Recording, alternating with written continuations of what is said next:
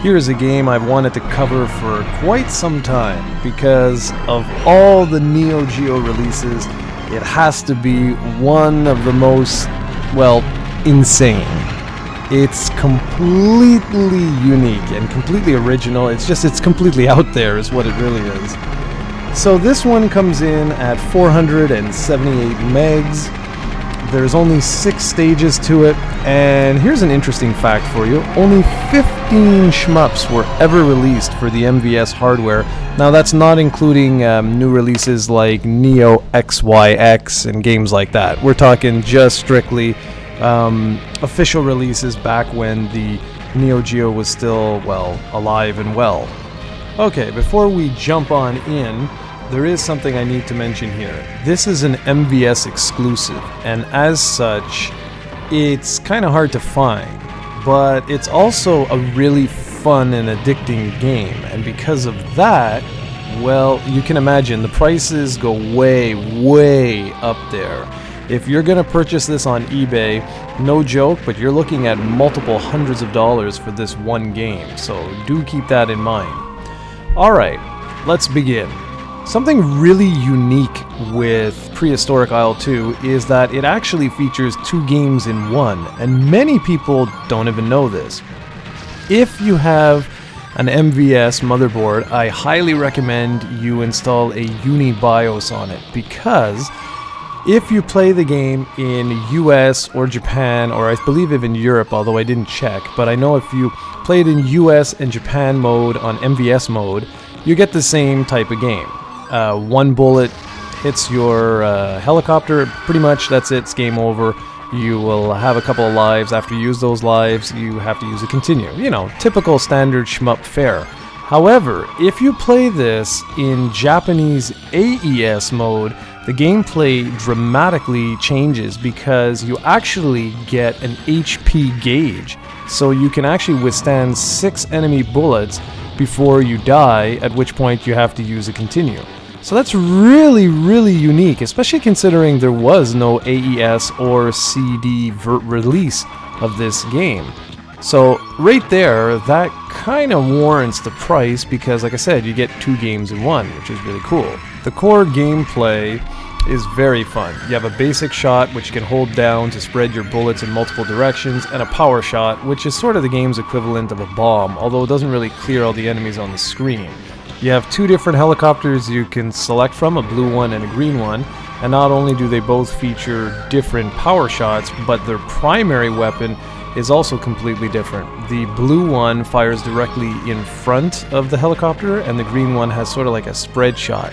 Now, of course, you have a lot of different power-ups, and you got things like missiles and whatnot, but something really unique is that you can actually level up your primary weapon to a maximum of 5 levels, so that's kind of cool.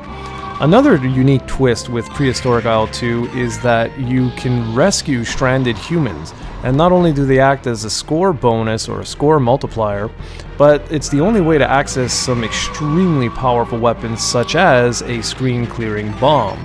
And there's even certain sections of each stage which will require you to stand your ground and defend the humans while they make their way to safety. I also want to just quickly mention that if you've got a friend lying around, play this one with a friend. It's just complete madness and chaos. And while the game is really challenging, you'll see in the video there's bullets like all over the place sometimes, I didn't find it overly cheap, and it's certainly not a bullet hell shooter, so that's something to keep in mind if you are looking for a bullet hell shooter. Overall, the game is very fast-paced and responsive, and for a game that features pre-rendered graphics, I was shocked by just how smooth it is. If you die in this game, it's your fault, not the sluggish gameplay.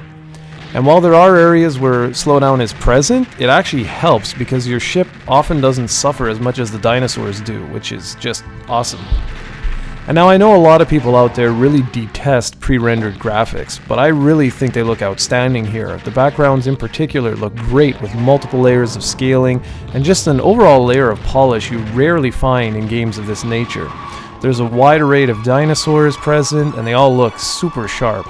Some of the special effects, like the intro 3D effect where you see a helicopter flying into the screen, they were really impressive for hardware that was released back in 1990. I mean, that's pretty amazing.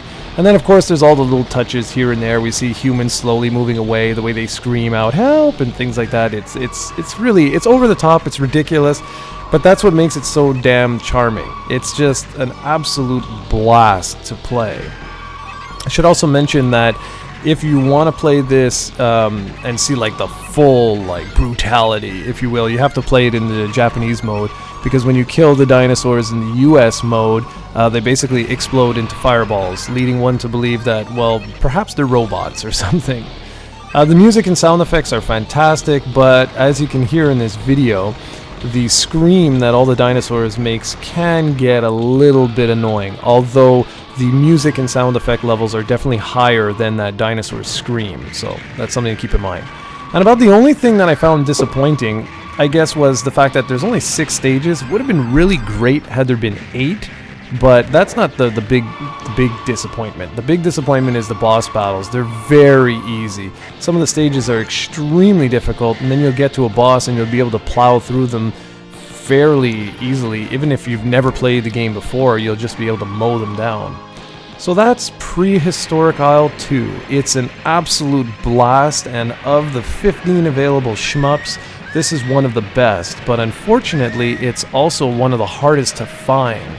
So a lot of people, they either go the route of emulation, or they pick up one of those multi-carts that has like 100 and some odd games in one, and that's perfectly valid to play the game like that. But one thing you need to do is play the game, because it's damn fun.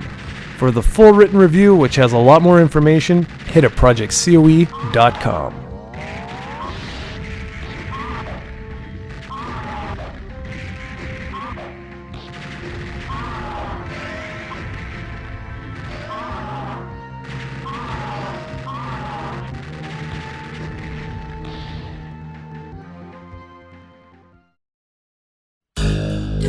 Do